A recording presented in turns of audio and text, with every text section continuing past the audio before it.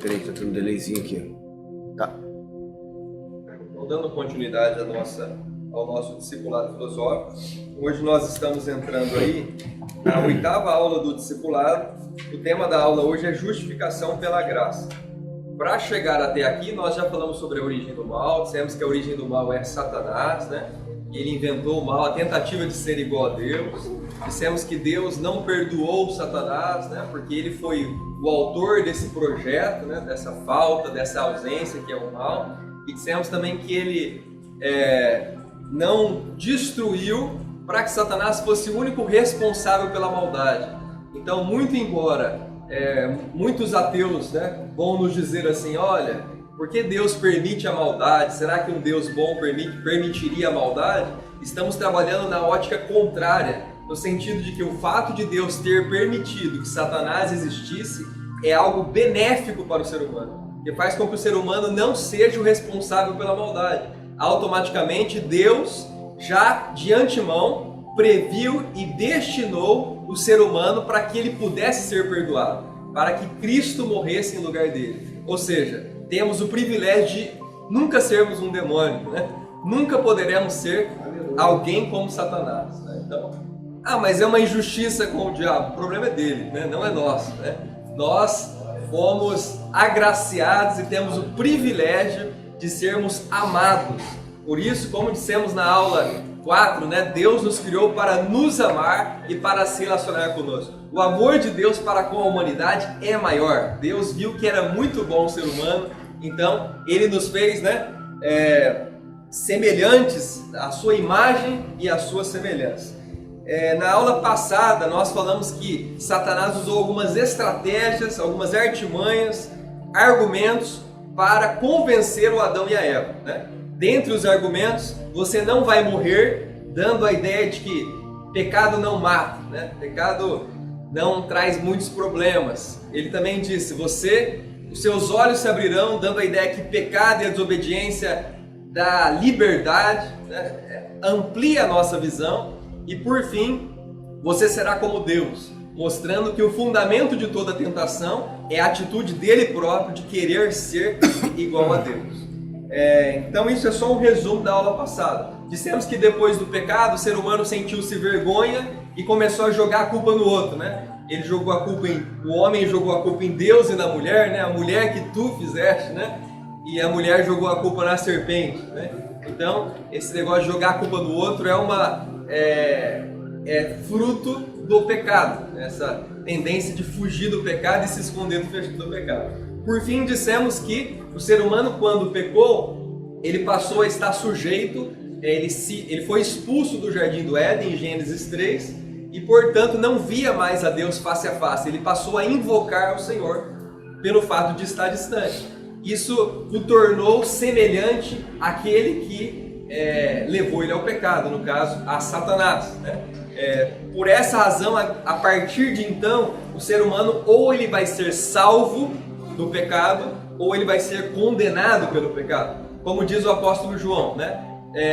A condenação é esta, a luz veio aos homens, mas os homens amaram mais as trevas do que a luz. O João está querendo dizer que o fato de estar em trevas e de estar distante de Deus já é a condenação. Aqueles que creem serão salvos, quem não crer já está condenado, porque a condenação é justamente o fato de estarmos distantes de Deus. Essa é uma situação de condenação, essa é uma situação de maldição para o ser humano. Não é a situação ideal e nem a situação que Deus fez em sua criação. Hoje, então, nós damos entrada na aula Justificação pela Graça. Para ilustrar essa aula, eu inventei uma historinha, né? E eu vou contar a historinha. Uma menina saiu do Brasil com a sua família e foi morar na China, né? Chegando na China, a mãe brigou com a filha e falou assim, eu quero que você morra. A filha, angustiada e depressiva, saiu pelas ruas com pensamentos e ideações suicidas, passou na primeira rua, quase foi atropelado. Na segunda rua, um motorista bêbado, em alta velocidade, um caminhoneiro, atropelou essa menina. Essa menina foi para o hospital. Chegando no hospital, houve um erro médico e esse erro médico levou ela a óbito. Chegando no seu velório, A mãe dela batia no peito e dizia: eu fiz isso com a minha filha, eu sou culpado, né? A irmã também se sentia culpada. O jornal publicou que a culpa era da prefeitura, porque as faixas não estavam pintadas, nem havia sinalização de trânsito, né? O juiz disse que a responsabilidade era do caminhoneiro bêbado e também do médico, que houve erro médico. E diante dessa história, se os senhores, não sei se os senhores prestaram atenção nessa história que eu criei, eu quero perguntar-lhes alguma coisa, né? De quem é a culpa? Quem é o culpado nessa história? A menina. Quem mais? De quem é a culpa? Alguém aí quer conjecturar?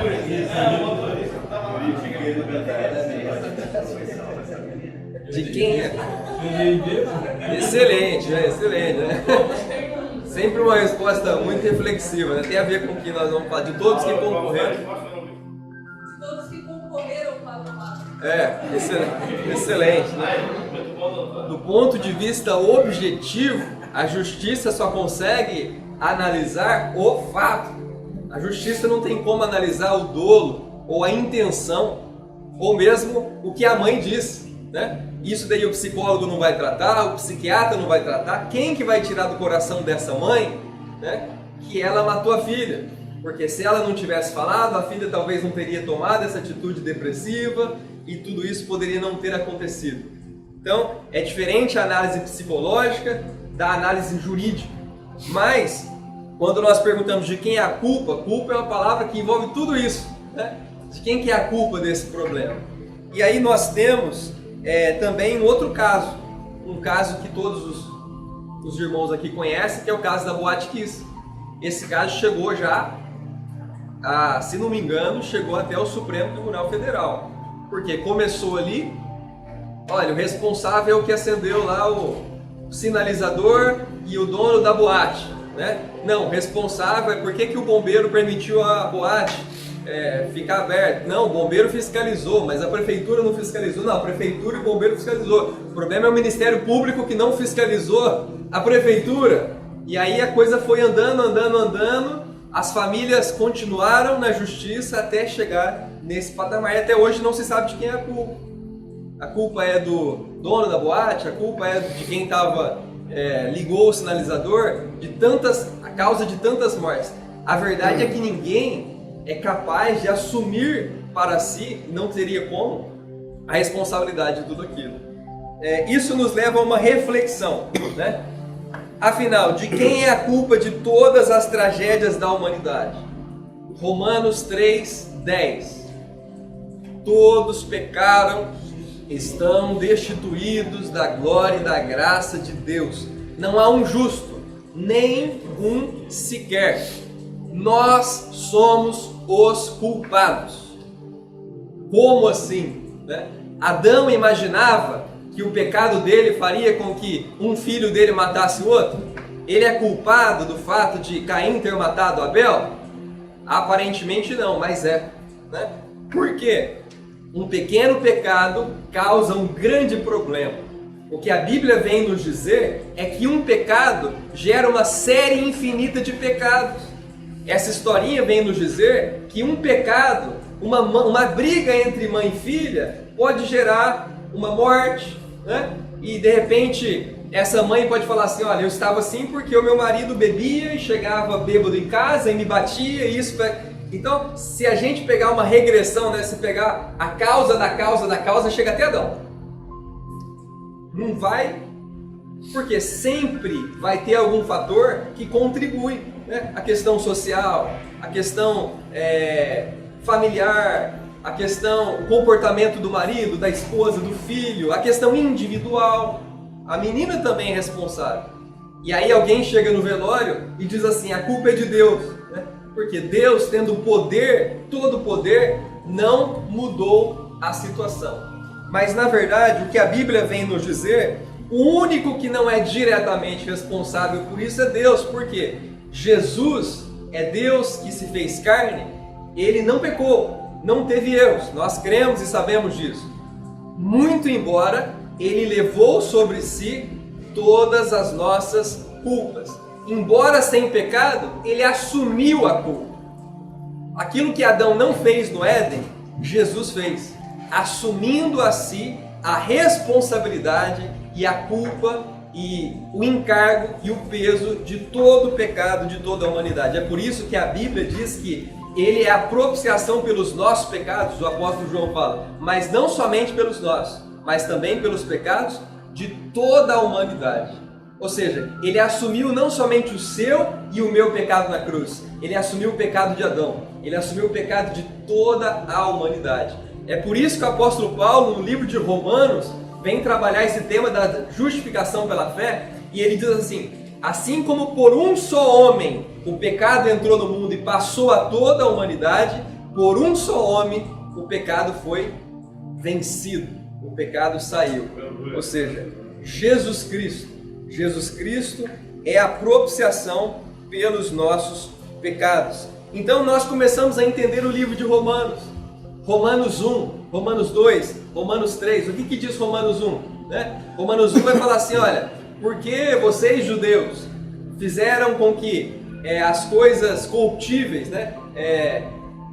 preferiram adorar as coisas, os quadrúpedes, as imagens em lugar do Criador, Deus vos entregou as paixões e as imundícias da carne. Romanos 2, o apóstolo Paulo começa dizendo assim: és indesculpável, ó judeu, quando julgas a quem quer que sejas, porque quando julgas o outro, condenas a ti mesmo. Então essa lógica começa a entrar dentro do coração do apóstolo Paulo, e isso é forte. No capítulo 3 de Romanos, o apóstolo Paulo descobre que nós falamos que todos nós somos pecadores, não há um justo sequer, ninguém é livre coisa nenhuma, é um bando de escravos do pecado, Ninguém é capaz pelas suas próprias obras e forças de sair da condição do pecado. Romanos 7 ele fala, vendido como escravo ao pecado. Romanos 4, o apóstolo Paulo começa a trabalhar a ideia da promessa e da justificação pela fé. Então, nós somos justificados por conta da promessa que Deus fez para Abraão, e não por conta dos nossos esforços, e nem pelo cumprimento da lei. Romanos 5, o apóstolo Paulo começa a trabalhar, olha, a tribulação produz perseverança, perseverança produz experiência, experiência produz esperança, e essa não confunde, porque o amor de Deus é derramado em nossos corações. Tudo isso porque Romanos 5 começa dizendo: justificados, pois, pela fé, mediante a fé, temos paz com Deus. Então todo o livro de Romanos, pelo menos até o capítulo 8, vai ser trabalhada a justificação pela fé. Capítulo 6 de Romanos, o apóstolo Paulo começa a trabalhar o quê? A ideia da lei, a relação entre o marido e a mulher, comparado à relação entre nós e a lei. Ele vai falar assim, olha, assim como a mulher, quando o marido morre, está livre, porque ela não está mais vinculada ao marido, ele morreu, ela está livre para se casar de novo, assim éramos nós, estamos vinculados à lei, mas morremos com Cristo relativamente à lei. Então o apóstolo Paulo começa a trabalhar em qual dimensão? Romanos capítulo 7, olha, a lei é justa, perfeita e boa. A lei é perfeita, tudo que Deus falou é bom, mas eu sou vendido como escravo ao pecado, Eu sei que em mim não habita bem algum, isto é, na minha carne não habita bem algum. Miserável homem que sou, quem me livrará do corpo desta morte? Dou graças a Deus por Jesus Cristo. Romanos capítulo 8, a gente começa, Aí agora para, Romanos capítulo 8, o que diz Romanos capítulo 8? Já não há condenação para os que estão em Cristo Jesus, porque a lei do Espírito e da vida me libertou da lei, do pecado e da morte. Porquanto o que fora impossível à lei, visto está enferma pela carne, Deus, enviando o seu Filho em semelhança de carne pecaminosa, nos resgatou. Bom, por que eu estou falando sobre tudo isso? Para introduzir um tema básico e fundamental da nossa fé, que é a justificação pela fé. Nós somos perdoados e justificados não pelas nossas obras, mas por intermédio do que Jesus Cristo fez na cruz. Basta-nos a fé naquilo que Jesus Cristo fez por nós. É nisso que consiste a nossa justificação e a nossa salvação. Bom, vamos lá, aquelas perguntinhas filosóficas, O que é justiça?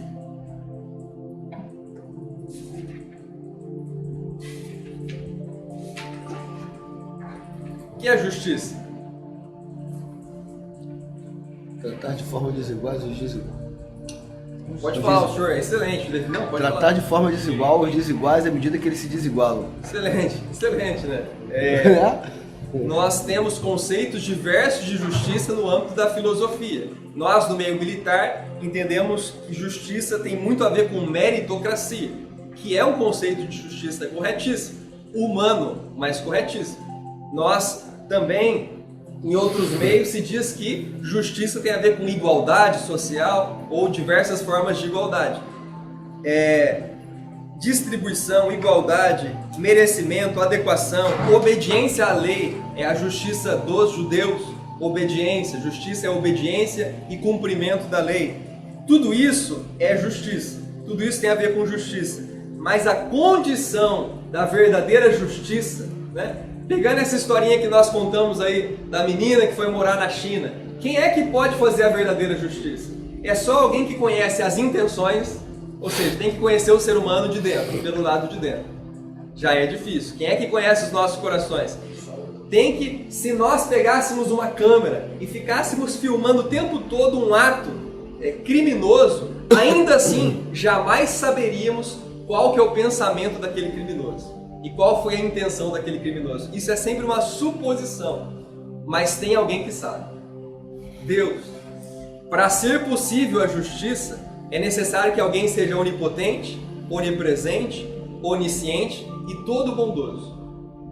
Ou seja, justiça só é possível em Deus. Eu estou falando da plena justiça, não é da nossa justiça que a gente dá um jeito de resolver por consensos e por política. Não, estou falando da plena justiça. Essa justiça, a verdadeira justiça, só é possível em Deus. Não é à toa que o filósofo Platão dizia que justiça é uma ideia que está no mundo das ideias, que vem à nossa mente, a gente relembra dela em pequenos momentos, porque na vida prática ela é muito difícil. Mas a verdadeira justiça existe em Deus. Como é possível que o ser humano, pecador, como o apóstolo diz, vendido como escravo ao pecado, alcance a justiça? Essa é a pergunta dos judeus. Cumprindo a lei, fazendo o que é certo, trabalhando pelos seus méritos, pelas suas obras, como é possível que nós alcancemos a justiça, que é uma característica divina de Deus? Não é possível. Lembra da primeira aula? Nós não podemos ir até Deus. Deus é que vem até nós. Como é que Deus vem até nós trazendo a sua justiça? Jesus Cristo. Então a justiça é Deus em forma de homem. A nossa justiça chama-se Jesus Cristo. Jesus Cristo é a nossa justiça. A justiça só é possível porque Jesus veio, e a justiça só é possível a nós porque Jesus morreu. Ou seja, Jesus é a expiação ou a propiciação pelos nossos pecados. O que significa expiação e propiciação no Antigo Testamento? Expiação era o ato de pegar um cordeiro ou duas pombinhas, se a pessoa não tivesse condições, e sacrificar em substituição ao pecado daquele que entregou o sacrifício. Então, o cordeiro substituía o pecado de quem pecou. O sacerdote declarava ele puro, lá ungia, ele se lavava lá na bacia e pronto, está declarado puro, ele volta para casa tranquilo, passa o olhinho, está perdoado, não precisa ter culpa mais. Então, o cordeiro substituía o pecado e levava a culpa da pessoa. Ou às vezes o bode expiatório levava a culpa para o deserto. É assim que está em Levítico, não é isso? Agora, Jesus, ele não é o bode expiatório. O que Jesus é? É o Cordeiro de Deus que tira o pecado do mundo, como dizia o João Batista. Então, Jesus, ele é a oferta expiatória. Ele é a oferta propiciatória. O que é propiciação? Propiciação é a expiação mais um pouquinho de pão. Ou seja, é a expiação e mais um agrado. Quando a Bíblia fala que Jesus é a propiciação pelos nossos pecados, ele não somente substituiu os nossos pecados com a sua morte na cruz, como nos tornou propícios, favoráveis a Deus. Ele fez uma oferta de pagamento dos nossos pecados e pagou um pouquinho a mais para que nós tivéssemos livre acesso ao Pai. É isso que significa a justificação pela fé. Significa que por meio da nossa fé em Jesus Cristo, todos nós temos não somente o perdão dos pecados, como nós podemos voltar à condição de Adão, de ter livre acesso ao Pai. É por isso que Hebreus capítulo 10 diz assim: entremos com confiança no trono da graça, né? Tendo a mente lavada, purificada. Entre com confiança, né? Porque o véu foi rasgado, Jesus Cristo já morreu e nós temos diante do Pai um sumo sacerdote, Jesus Cristo, né? É por isso que João fala assim: filhinhos, eu vos peço para que não pequeis, mas se pecar, temos diante do Pai um advogado e ele há de rogar por nós, né? Ele é a propiciação pelos nossos pecados, e não somente pelos nossos, mas pelos pecados do mundo todo. Então a condição de possibilidade da verdadeira justiça é o perdão dos nossos pecados. Justificação pela fé é o quê? É quando Jesus perdoa os nossos pecados e nos torna favoráveis a Deus. Agora, isso depende de nós? Pela graça somos salvos mediante a fé. Isso não vem de vós. Não vem de vós. É dom de Deus. Isso não vem de vós para que ninguém se glorie. Não vem das obras para que ninguém se glorie. Ou seja, não depende de nós. Ah, mas eu sou justo, mas eu fiz um sacrifício. Ah, mas eu subi a escada de joelho. Nada disso é suficiente para perdão dos nossos pecados. Sacrifícios, obras, palavras, nada disso nos justifica diante de Deus. Trapo de imundícia, né? Isaías diz: a nossa justiça é como um trapo imundo. Quem somos nós diante de Deus? Somos pecadores, maus, mas, né? Deus, aquele que é infinito em misericórdia e em grandeza, pela graça, pelo seu grande amor, nos amou e nos perdoou. Então é nisso que consiste a nossa fé. Assim como a justiça, a verdade. O que é a verdade? A verdade é o próprio Deus revelado a nós, ou seja, Jesus. Jesus é o Deus em carne, é o Deus revelado. Então, dizia o filósofo Nietzsche, ateu, a verdade só seria possível, né, se a verdade fosse o ser humano, mas ela é o ser humano, é Deus em forma de carne, né? Então, a verdade é o ser humano, ela se encarnou, ela assumiu a condição humana. A verdade não existe só no céu, a verdade existe para nós, porque Deus se fez homem. E aí vem uma questão, diante de tudo isso, o que é a lei? Quando nós pensamos em lei, quando Jesus fala de lei, o que ele tem em mente com respeito à lei? Já que estamos falando de justiça, justiça sempre pressupõe a lei. O que é a lei? Princípios, né? Princípios que tornam objetivos a vontade de Deus, a palavra de Deus. Mas o que é a lei no contexto bíblico? Mandamentos. Isso, a expressão da vontade de Deus para um povo, né? Para os israelitas, e vem os 10 mandamentos, e não somente os 10 mandamentos, mas a lei no hebraico, ela é a Torá. Né? O que é a Torá? São os 5 primeiros livros da Bíblia, né? Ou Pentateuco, né?